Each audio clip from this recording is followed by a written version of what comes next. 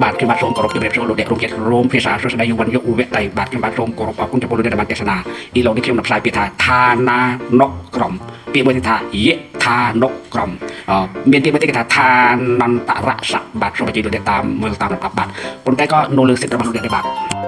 អញ្ជើញលោកអ្នកមើលត្រង់ស័ក្តិទស្សញ្ញាគេហៅថាត្រេពីឋានានុក្រមជានាមស័ព្ទបាលីសង្ស្ក្រឹតត្រង់នេះខ្ញុំលើករំលងលំដាប់ឬរបៀបនៃទីនៃងារនៃមុខងារនៃស័ក្តិយុគក្នុងកម្ពុជាប្រទេសយើង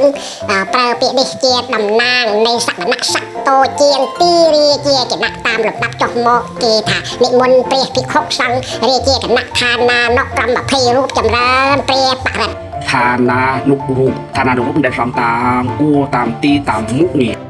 942ថាយៈថានុក្រមកិរិយា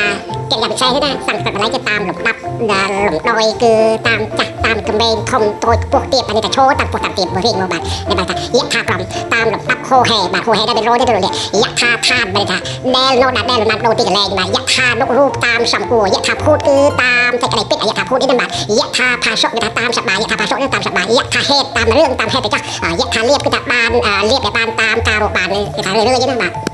ឋានន្តរៈជាអ្នកថាបល័យគឺមិនមែនឋានន្តរស័ក្តិខាងនេធានរងនេធានចិនទៀតនេធានចិត្តខ្ពស់ទេអានេះគឺឋានន្តរស័ក្តិខាងអំណាចតាមមុខងារបណ្ដាស័ក្តិធំតូចតាមមុខងារខាងមន្ត្រីរាជការស៊ីវិលទេបាទ